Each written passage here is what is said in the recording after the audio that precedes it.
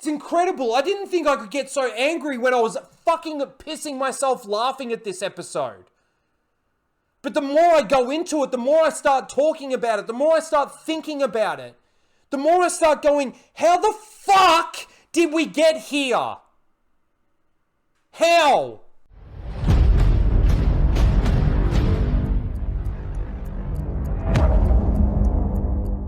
G'day guys and welcome to Raging Rhino. It's time for episode 8, the season finale of season 3 of The Mandalorian. Now, in this last episode, they've got a lot of work to do to try and pull some sort of story out of this. Try and make what they gave us so compelling that we get to this final episode and it's absolutely amazing and shocking and ties the entire garbage episode together somehow.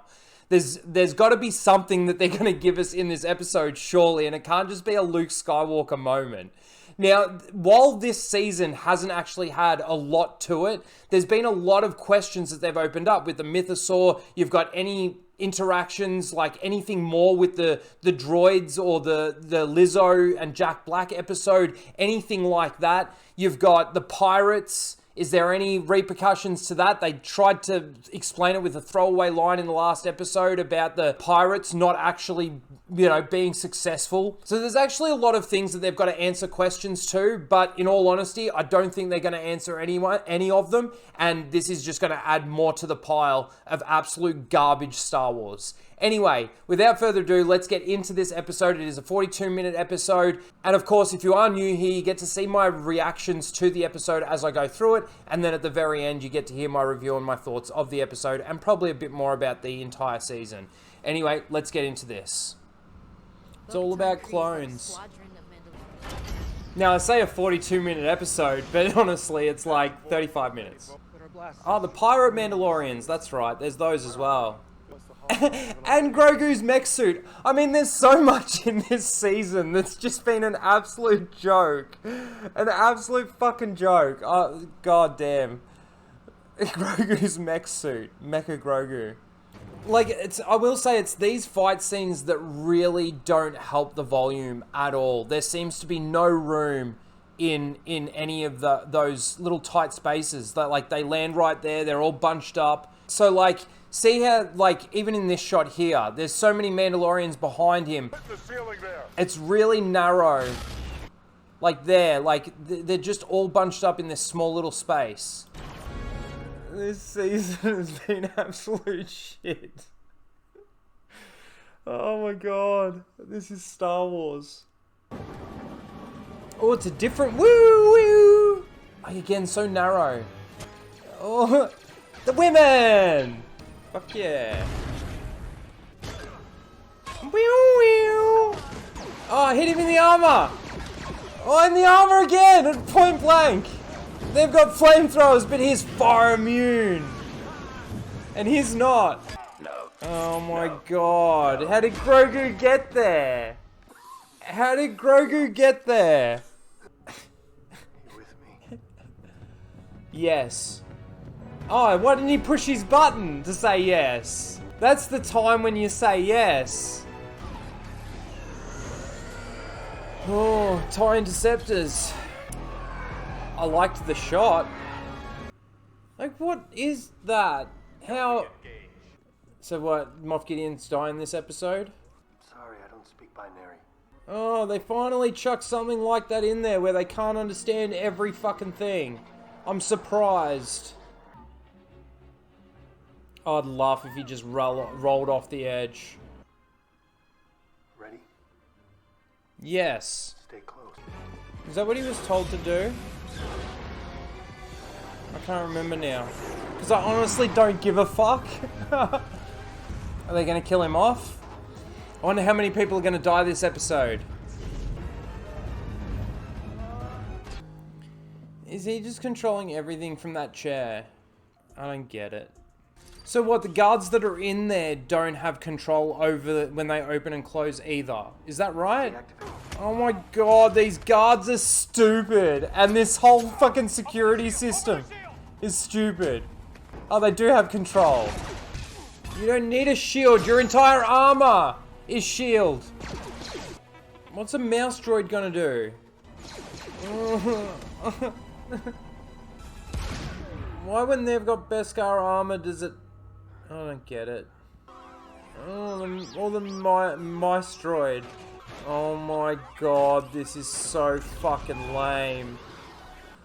Who are they cloning? Are they going to reveal anything? No, so he's cloning himself.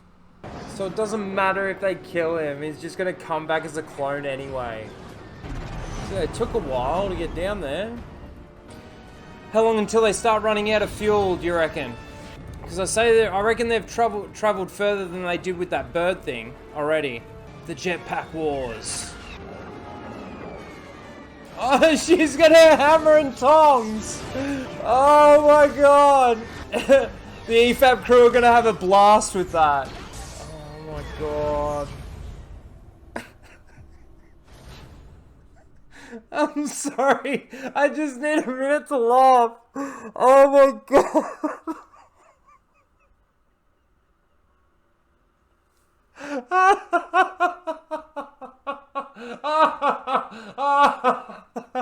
Oh shit.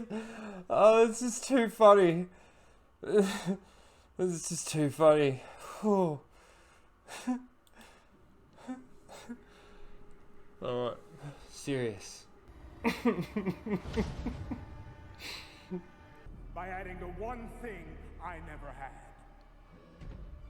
The Force. Oh my god! Oh my god! They're gonna... This just gets funnier! I basically injected my clones, my bodies, with the Force! Oh my god, like it's some sort of fucking... Just like a blood transfusion will do it. Oh, wow. Before they could draw their first breath. Oh my god, like he's a proud dad. You've been hit by those droids. This should be doing nothing to you. Oh, the Praetorian. Here comes Grogu with his Force. No. Doesn't Moff Gideon still want the child? They're gonna kill him. Man, these jetpacks have got a lot of fucking fuel in them now. Hammer and tongs. Oh, man. Oh, knee rockets. Use the Force, Grogu. Don't die, Grogu.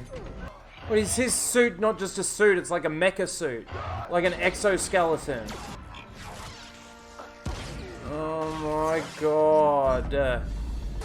Oh, they put a bit of an in with the wheel. Wow. They're still doing this. How much fuel do they have? Where'd all the bombers and the interceptors go? They just blow it up and run away. Oh, you destroyed it. Good. Just shooting each other in the armor. And what, that's supposed to make him go down like that? Oh, but it's Grogu that does it. You gonna sit down and take a rest? Yep. Isn't this where the mythosaur is? Don't take one more step or else you'll drown. This is the way. This is the way. This is the way. This is so gay. As my own. Make it official. Dad in space. Babysitters. No longer. This is the way. Oh. You are now Din Grogu. Din Grogu! Show us the mythosaur with the last shot. Look at him walking! Oh my god, they made it look ridiculous. Oh look, Dave Filoni. How's he gonna pay you? Oh, what Luke taught you. Floating frogs. Wow, look at the way they ended it. I honestly don't know what to say about that. It was funny in moments, stupid in others. Okay, they basically, that final like scene there definitely made it feel like that's it. That's happily ever after. That's truly what that felt like. Now, I mean, this is the Star Wars galaxy, and they're obviously, I'm referring to the Star Wars galaxy as this big galaxy, but in Disney Star Wars, it's not that big. So they will bring back Din Djarin, and Din Grogu. Oh my god. The fighting while they were flying was comedic to me. That would just look so funny. And the fact that the armorer is still using a hammer and tongs during that fight. Wow. Wow. That blows my mind. Nothing about that was Star Wars. Nothing about that was Star Wars. I got problems with the way, there's only one shot in that entire episode that I actually didn't mind, and that was the TIE Interceptors leaving the hangar. It was this bit. That kind of looks cool, right? But that's really it. That's the only good thing that I could possibly say about this. Oh man, let me go through it. Okay, so the Mandalorians are basically trying to sort of half escape. No, not really. They want to take Mandalore back, and she's sent the guy up to go and get all the other reinforcements. All the other Mandalorians, send them down and use the ship as a decoy. At least that's what I think it is. Well, that's what ended up happening. I don't know whether or not her order was to actually run away and retreat.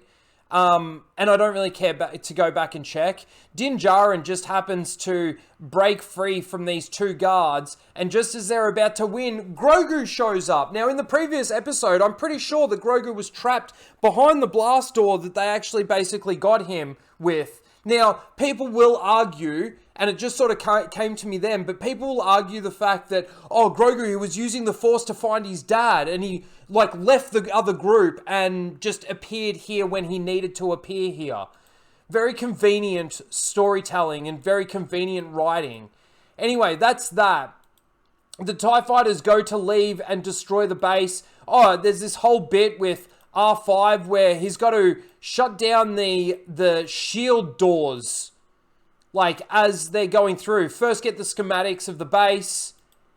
That's where he flies up and sends all the Mandalorians down.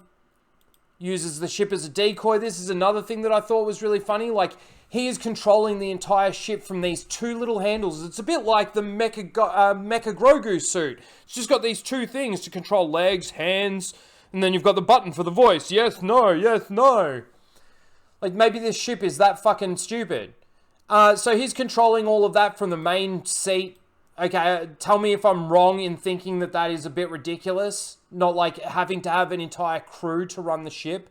It's you can do it from just that one chair. So this is where all the shields are set up. And Din Djarin basically goes through one shield at a time. Now, when I first saw this, obviously you'll see from my reactions, but as I first saw this, I thought, hang on, don't they have control over each shield and they can just open them up anyway and get through, which they tried to do, but R5 basically stopped them from doing it, and they made that very clear. So he gets through all of them. He's really congratulating R5, and then all the mouse droids that show up and just start ramming into him with their little sirens on. What am I watching? This is so far removed from Star Wars. It blows my mind that this has the label of Star Wars on it. It really does, because it's so far from Star Wars. Yeah, it's got Star Wars themes. You've got R5 units, you've got mouse droids, you've got Mandalorians, you've got sabers. But they're the only things that are Star Wars about this. The story's not Star Wars. The interactions like this isn't Star Wars. Are they trying to be funny with this? Because it really comes across as just really fucking lame and trolling actual Star Wars fans. And he just turns on his rockets because R2 had rockets, and then he just flies away. Couple of them actually just roll off the edge as he flies away too, just to point that out. Anyway, it moves forward. All these clones are basically clones of Moff Gideon, right? But the plot thickens. So they blow up all those tanks. They find that the surface of Mandalore can sustain life. Apparently Bo-Katan never saw life outside the domes or something. I don't fucking know anymore. It's such a mess in regards to storytelling. Then, of course, this is where they fly in and they have their combat while they're flying through. Now, again, I want to point out that these jetpacks have been running for way longer than they were running when they were chasing the pterodactyl. When the big dinosaur stole the foundling. So they're just going for ages. Din Djarin, then I believe he runs into Moff Gideon at this point in time. Yep. We got Moff Gideon. And he basically says, my clones were going to be perfect. You know why they were going to be perfect? Because I gave them the Force. Like it's some super serum that you can just inject into clones and turn them Force sensitive.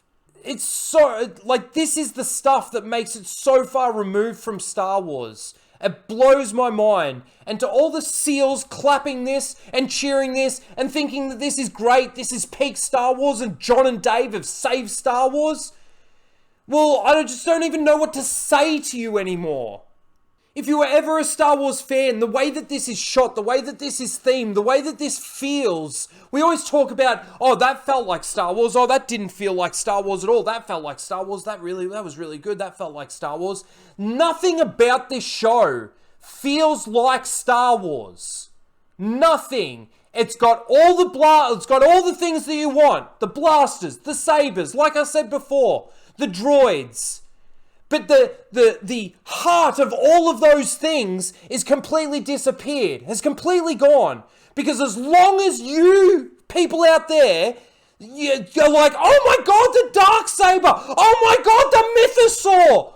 Oh my god, it's a blaster! Oh my god, they're TIE interceptors and TIE bombers! Speaking of that, where the fuck did they disappear to? They took out the capital ship and just... Don't need to answer questions like that, like your 80 million credits from Andor. Just give it a throwaway line and have none of that make sense. This is beyond a joke now.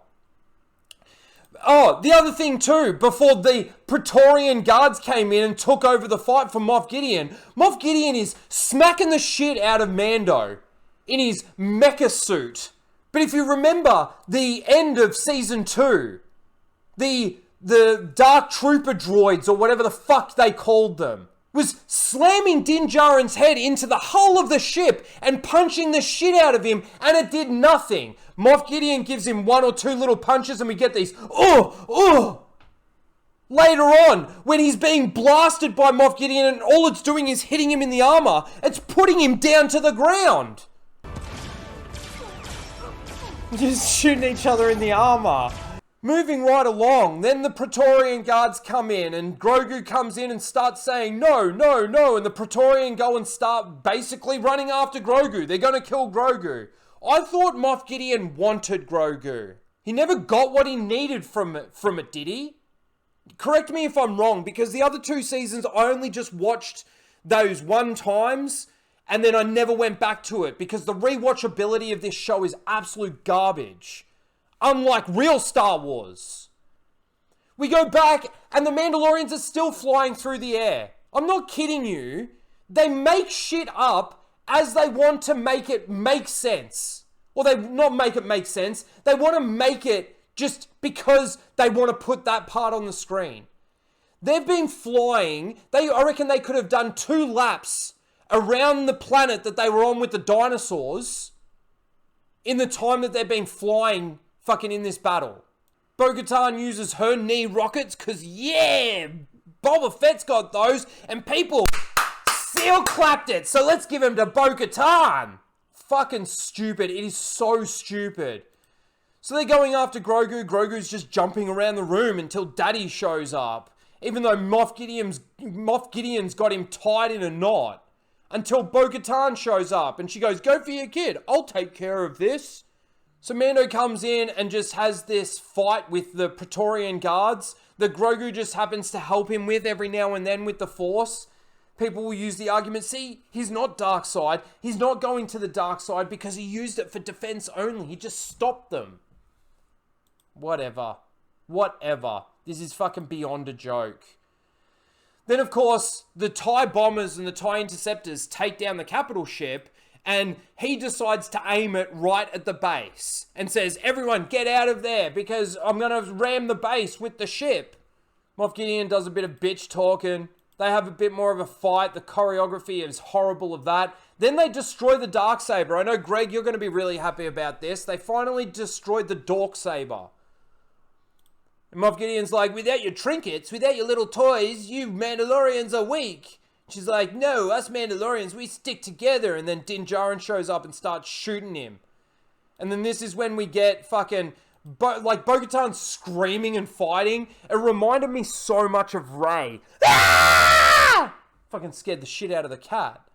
Anyway, they're basically just sort of protecting each other. The ship rams into the ground. And like I said, as I was watching it, I thought Bo-Katan put up a little shield to stop them from burning. And I thought, how ridiculous. But no, in the end, it is Grogu who puts them in a force bubble. It's over here. There it is. You can see the force bubble, right? And stops the ship from blowing them up, and then has his little sit down because he gets tired. Then it cuts to the, this is the other thing too, like in this scene, she's like baptizing this foundling again, but like there are other kids, like there's a kid here, there's a kid here. They haven't been to Mandalore. Why aren't they all queued up in front of you? Why is it just this one kid? Is this in the volume and those people aren't even really there? This one kid is the only one that's going to be baptized as a Mandalorian properly in the living waters of Mandalore. Be careful, Armorer. Don't take a step because you'll just drown. That's it. That's as far as you can go. But like, it's just this one foundling. All the other foundlings that are in this room would have only been baptized in the dinosaur water back on the other planet, right? So they baptize him. Mando shows up with Grogu and says he wants to make him take the creed, right? And she's like, no, he can't because he can't speak, so he can't actually voice the creed. And Mando's like, well, what if a parent gave him permission to be my apprentice? And then basically just adopts him as his kid and makes him an apprentice to Mandalorian, or to Mandalore. And then he looks down into the water and we get the shot of the mythosaur. There it is there. I don't know why the mythosaur didn't go up and just eat them all. Then they light the forge. She gives the flame to Bo-Katan. Light the forge and they do their clap with their armor. Mando goes to the planet where Space Miyagi was and we get a Dave Filoni self-insert cameo. Of course. The wolf. Whatever the fuck. Anyway, Mando says, I'll help you set up security in the Outer Rim, take down the Imperial remnants and all of that kind of thing. And Space Miyagi's like, the New Republic's not going to go for that. Like, they're just not going to go for that. That's not how they work. That's not how they operate. And he's like, well, they don't need to know. You could just pay me directly. So Space Miyagi's going to embezzle money from the New Republic to pay Mando to be their security and their eyes and ears in the Outer Rim. Okay. It's so stupid, man. It's such a stupid fucking thing. And he also wants the head of the droid, right? The IG droid that's in that bar, so that he can go back. Grief Karga gives Mando a piece of land, like a little house outside the main town sort of thing. And he's like, I've got a friend for you too. And he's like, I'm IG-11. I'll be your sheriff.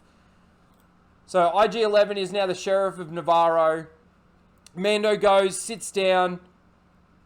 Right, Grogu's playing with a frog like Luke showed him how to be like an asshole to living things that aren't like completely sentient in regards to like being able to speak. And that's where the episode ends, and that's where the season ends.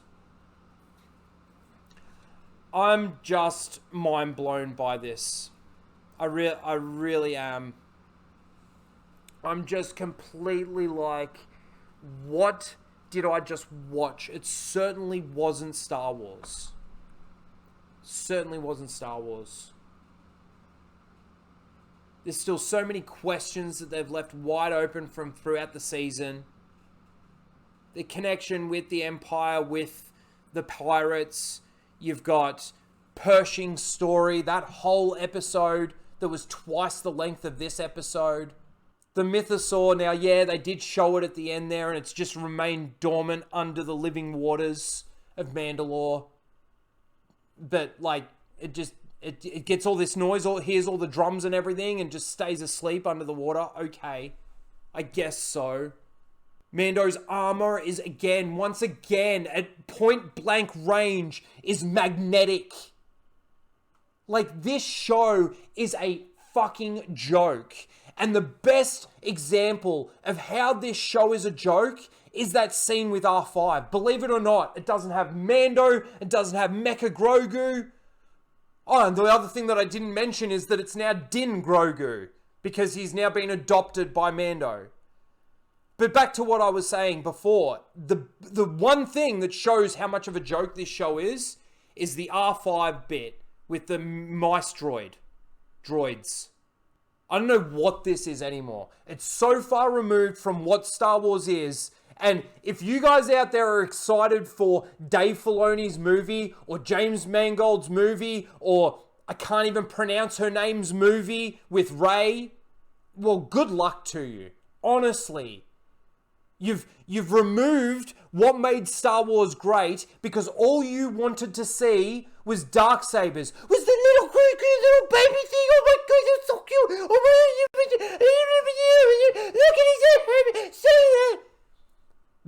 That's what Star Wars is to people now.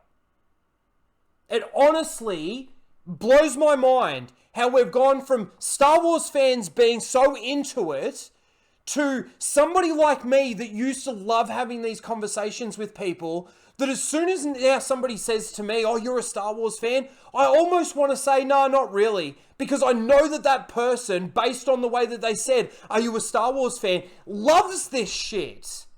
Now, they're just normies out there. And the normies, like, they don't dive into it as much as, like, hardcore fans when it comes to these sorts of things. But it's the seal clappers out there that used to be actual Star Wars fans and used to go in depth in this, that now all they care about is who can we ship this week, or, you know, what's the cute little thing, or who's going to be the cameo, or there's so many different elements to how Star Wars has changed. I might even try and do a video on it, you know? Because I don't even get it. I don't get it. And John and Dave are supposed to be the saviors of Star Wars. No fucking chance. Star Wars is unsavable. It's unrecoverable. There's only one circumstance where Star Wars can be saved, and that is for them to literally destroy, burn it, everything that they've made. Mando, Andor, Book of Boba Fett, Obi-Wan, Rebels, fucking destroy the Clone Wars. They're just as bad. This upcoming Ahsoka series, the upcoming 3 movies that we'll probably never see. Destroy it all, burn it, and bring back Star Wars. It's so easy.